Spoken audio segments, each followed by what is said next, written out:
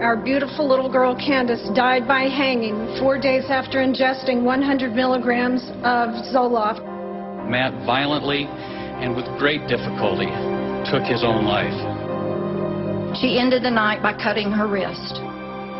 At least 100 children have committed suicide and many others have attempted it while taking antidepressants.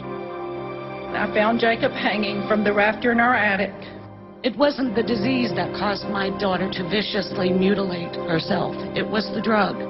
These parents believe the drug companies had evidence there was a risk, but never told them. Maybe if they had been warned, desperate situations might have been prevented. This is 911. Who is this?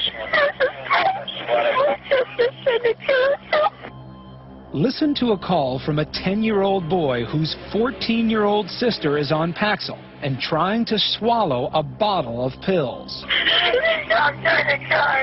Where is your sister? What is she trying to do? Take pills? What? No, my dad's home now.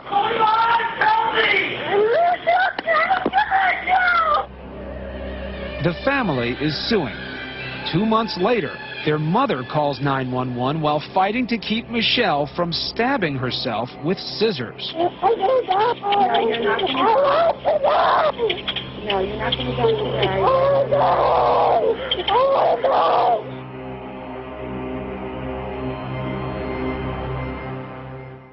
People who were not suicidal before I put them on the drug, who very clearly became agitated, sleepless, restlessness, and completely preoccupied with suicidal thoughts.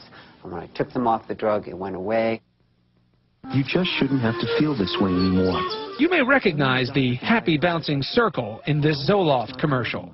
Depression may be related to an imbalance of natural chemicals between nerve cells in the brain. Prescription Zoloft works to correct this imbalance. But wait a minute. Experts say there's no scientific proof that depression is caused by a chemical imbalance, even though many people claim to be helped by these drugs. And what's more, there's no way to precisely measure these chemicals in human brains. Instead, they test rats. So you're telling me they fed rats some of these drugs, mixed their brains up in a tube, measured if there was more fluid than there was before, and that has started a cultural revolution of medicating behavior? The bottom line, we don't really know what these drugs are doing in real live human beings. We've heard more and more attention about deficit disorders, ADD, and attention deficit hyperactive disorder, ADHD. The most common treatment for this disorder is a drug called Ritalin. This drug is being given to more and more children in this country. According to the manufacturers of the drugs, the following side effects can and do occur: heart palpitations, cardiac arrhythmias, psychosis, dizziness, and tremor, to just name a few. There is no valid test for ADHD. The diagnosis, called ADHD, is completely subjective. And for anyone from the APA or psychiatry to come here and say these are diseases is a fraud. Fox News has learned 7 of the last 12 school shooters were on Luvox-like antidepressants or SSRIs.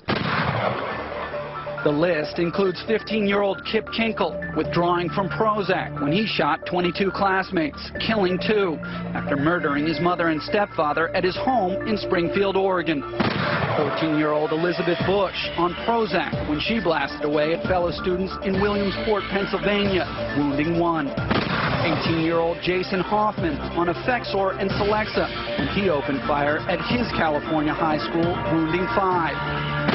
15-year-old Sean Cooper on a mix of antidepressants when he shot students in Idaho. 15-year-old TJ Solomon also on a mix of antidepressants when he aimed his shotgun at classmates in Conyers, Georgia, wounding 6. And 17-year-old Eric Harris on Luvox when he and partner Dylan Klebold killed 12 classmates and a teacher in the bloodiest school massacre yet, Columbine. 2 years ago, 16-year-old Corey Badsgard took a rifle to his high school and held 23 classmates hostage. Just one more apparently unexplainable violent outburst at school. Unexplainable to everyone but Corey's dad. So in your mind, there's no doubt what happened here? And no doubt that the medication did this. I mean, he had amnesia, hallucinations earlier, abnormal dreams, which are all side effects of the medication. Jefferson County parent told me that he had first complied with the school's direction to place his son on a stimulant drug. The drug caused his son to become violent. He began taking steak knives out of the kitchen and stabbing his stuffed animals and mattress. Mark and Cheryl Miller say Zoloft, an antidepressant that was given to help their son, 13-year-old Matthew, killed him instead. We asked, are there any adverse effects whatsoever? And they said possibly some indigestion, maybe some insomnia, but there was no discussion about any other kind of adverse psychiatric effects whatsoever. Matthew became uncharacteristically moody and agitated, and after 7 days on the drug, he committed suicide. We teach our kids, we tell them to say no to drugs, but yet we prescribe some of the most powerful mind-altering stimulants that you can imagine with very little education. And I think that's criminal. Julie Woodward was only 17 years old. She had recently switched high schools, and her parents say she was in a rebellious phase.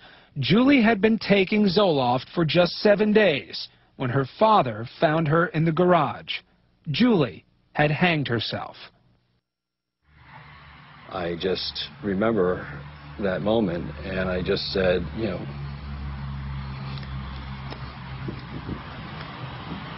no, God. And I just grabbed her and held her. Yeah, I knew she was gone. Now Primetime has obtained an internal document from 1997 showing that in some studies, the number of people taking Paxil who experienced withdrawal symptoms was shockingly high. We found 25%, 42%, even as high as 62%. But these numbers were not included in the warning given to doctors or patients. And take a look at these documents, directing sales reps to minimize concerns about discontinuation, to try to even avoid using the word withdrawal, and to not focus on how often these effects occur. And maybe this document provides the simplest explanation of why this company wanted to downplay discontinuation. Do you believe that the decision of some companies not to reveal negative data is about science or sales? Oh, this is about money. This is not about science. British medical authorities gave makers of antidepressants another blow.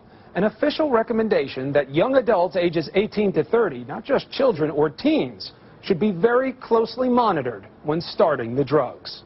Matthew Smith took Ritalin from age 6 to the day he died at age 14. On March 21st, the day these pictures were taken, Matthew collapsed at home and never revived. After an autopsy, the medical examiner's conclusion was that Matthew's heart had been damaged by long-term use of methylphenidate, the generic name for Ritalin. A little girl named Shayna Dunkel. She always was happy, very upbeat. She could just make the sunshine. She was a special child. The school kept influencing, saying, something's not right here. She can't sit still. You've got to, you should do something. And that's where it all got started. By second grade, the school psychologist urged the Dunkels to take Shayna to a doctor. Psychiatrist Roger LaRoche in Bradford, Pennsylvania, diagnosed Shayna with attention deficit hyperactivity disorder, or ADHD. Dr. LaRoche described acipramine as safer, with fewer side effects, and less potential for abuse. Shayna was given more and more of the drug, and over a 5-month period, her prescribed dosage increased to 250 milligrams per day. The Dunkels were unaware of the risky side effects. 10 o'clock in the morning, I received a phone call from the school nurse telling me that Shayna had taken a slight fall in library. And I explained to her that we were going to go to the doctor, and immediately she said, Mommy, I don't need to go to the doctor. I feel perfectly fine. I want to play my Nintendo. Vicki and Steve drove Shayna to her pediatrician, just a few feet away from Dr. LaRoche's office. And the doctor listened to Shayna's heart, and he said, call a code 99. It meant cardiac arrest. And I knew my baby was in trouble. And when I took her into the other room, she was laying there. She took two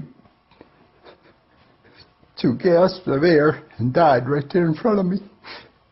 And that was the last I ever saw of her. Saving other children, speaking out, that's what I need to do.